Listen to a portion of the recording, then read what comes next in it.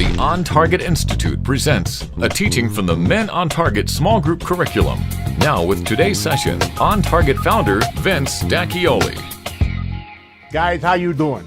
Good to be with you again.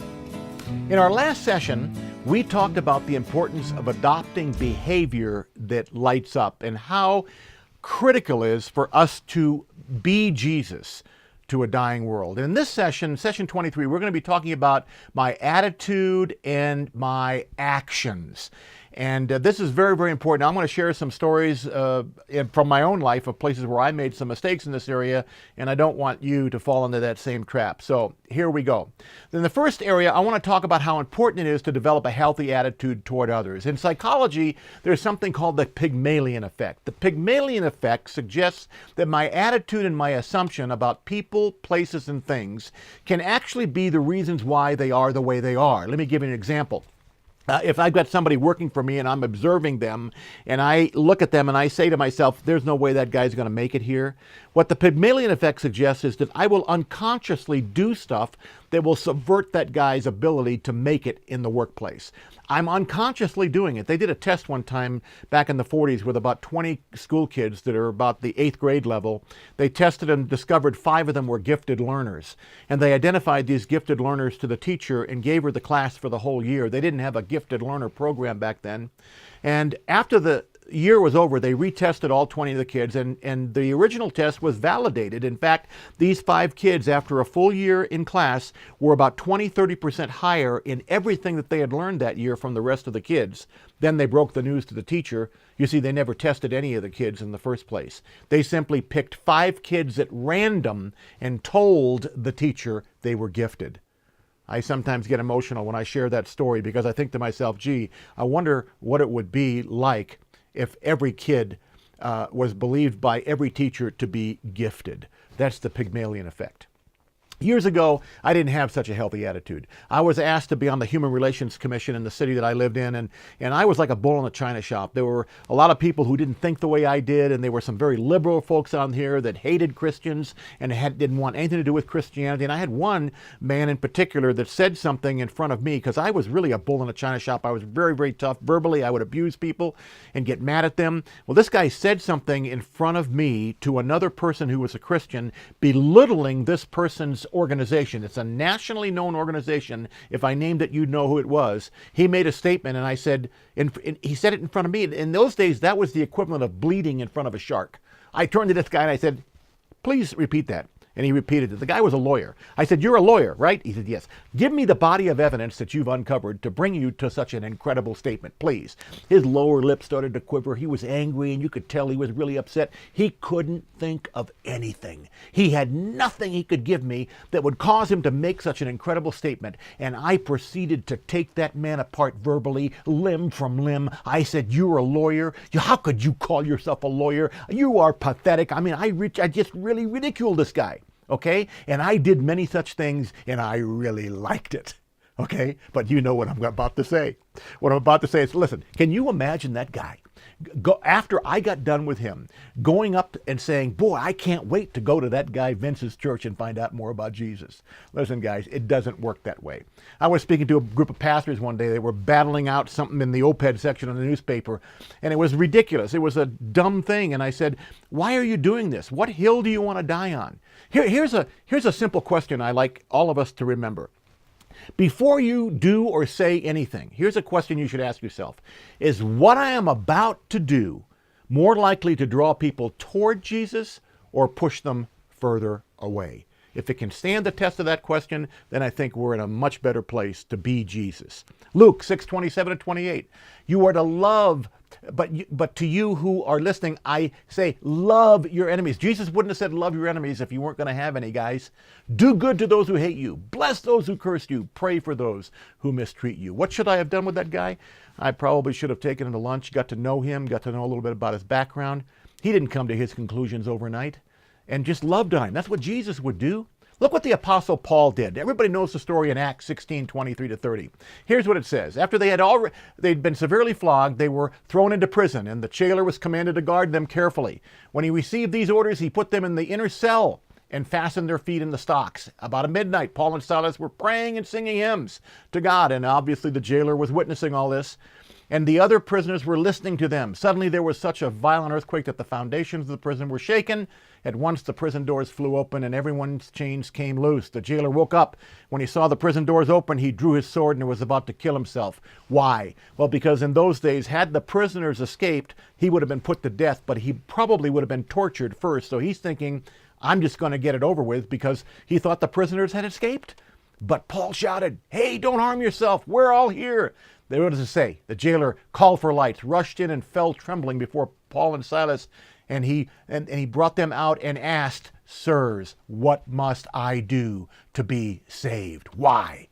Why did he ask that question? Because he saw something in Paul and Silas that confounded him. And guys, listen, that's what people need to see in you and I. We are called, listen, to live a life that demands an explanation. That's what we're called to do. And we've got to remember that. That guard, by the way, his whole family, if you continue to read that story, ended up coming to Jesus, all because he observed something in Paul and Silas. And that's what people need to do with us, guys. Why is this so important? Well, look at 1 Corinthians 2:14. It's important because it says, "The man without the Spirit does not accept the things that come from the Spirit of God." Okay, why? For they are foolishness to him. He cannot understand them because they are spiritually discerned. But remember now, attitude always follows behavior. Psychologists will tell you that. I love it when psychologists agree with the Bible, by the way, because look at what it says in Proverbs 16:3. It says, "Commit your works to the Lord," in other words, my behavior, "and your thoughts or attitude will be established." This is kind of like what the Pygmalion effect is really all about. As I commit my works to the Lord, as I deliberately do things the right way, I'll have more of a proper attitude. And finally, get out of your comfort zone. Years ago, there was a guy named Larry Walters. This is kind of a funny story. And Larry Walters is affectionately known as the lawn chair pilot. He was blind. He couldn't get a pilot's license, so he decided one day to do something really pretty crazy. He got this lawn chair and he got a bunch of balloons, helium balloons. This is a true story. It happened in L.A. And he had these balloons 300 or 400 feet into the air. He thought he'd sit in his lawn chair with a BB gun, and when the balloons would get inflated, he would release the lawn chair and he'd float up in the sky, and he can control his ascent and descent by shooting out the balloons if he goes too high, right? Well, I guess it's a fun thing to do when you've got nothing better to do, right? So he sits in his lawn chair and he releases it, and he grossly underestimates the power of these 40 helium balloons. And before he knows it, Larry is floating 16,000 feet above the skyline in Los Angeles. He's frozen in his chair. He doesn't know what to do. And so he's out there floating around, and he accidentally floats into the landing pattern for Los Angeles International Airport. So here comes a TWA pilot on approach. He's having a normal day. He sees Larry up there. He calls the tower. They got this on tape. And the tower, he says, "Hey, I can't, you guys aren't going to believe this. There's a guy up here at 16,000 feet in a chair with a gun." And they said, "What?" He said, "Yeah." They got the helicopters out and they got the guy down. Finally, they got him down safely. They got him handcuffed. He's on the news that night and he's walking away. And the guy says, were you scared?" He says, "Yes." He said, "Would you ever do that again?" The guy says, "No." He said, "Well, whatever prompted you to do that in the first place?" Listen to what he said. "Sometimes you can't just sit around." Now, I'm not suggesting that's the way you get out of your comfort zone. But look at this, Numbers 32, 1-7. "The Reubenites and Gadites, who had very large herds and flocks, saw that the lands of Jazer and Gilead were suitable for livestock. So they came to Moses and Eleazar the priest and to the leaders of the community and said, 'Hey, all you guys,'" that's my translation because I can't pronounce any of those names, "'the land the Lord subdued before the people of Israel are suitable for livestock.' So watch the logic here. 'And your servants, after all, have livestock. So if we have found favor in your eyes, let this land be given to your servants as our possession. Do not make us cross the Jordan.' Moses said to the Gadites and Reubenites, 'Should your countrymen go to war? Israelites go to war without you? Why do you discourage the Israelites from crossing over into the land the Lord has given them?'" And you remember the story of Jesus feeding the 5,000. You know, I wonder how that would go if it were to happen today. That little boy, the loaves and fishes, comes to Jesus and said, "We should feed these people." And Jesus says, "What do you got there, little boy?" He says, "I just have a few loaves and fishes." And Jesus says, "Let's just give them that." And I can imagine today, if that would have happened, that little boy would just laugh and say, "Ha, you got a plan plan B, Jesus, because I obviously don't have what it takes here." You know, and listen, what Jesus is saying to us, guys, listen carefully. God is not looking for your ability. He's looking for your obedience. That's what we have to consider. So the important thing, guys, look, we need to go light up our world. It's very important that we be Jesus and we get out of our comfort zone and step out there, and the Lord will help you. Life implication: unless I have a healthy attitude toward others, I may stifle their understanding of who Jesus is. I've got to start with having that healthy attitude. And I've got to be not comfortable sitting and doing nothing. I've got to step out. God, look, just like He multiplied the loaves and fishes in that little boy's life, He will multiply what you don't think you have in your life. And you've got to believe that. And you've got to step out and be Jesus to a dying world. Life application.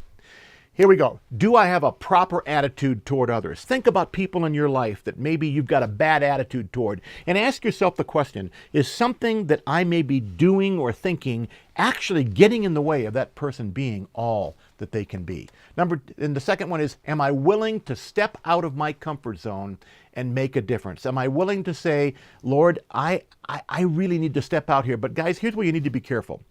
You need to be plugged into the power source. Be careful that you don't step out of your comfort zone in your own flesh and in your own energy. Make sure that you're hearing from God before you step out. We talked about that in earlier sessions. It's very important for you to understand that here. I pray in your discussion time, guys, that God richly bless you. And until next time, don't forget about it.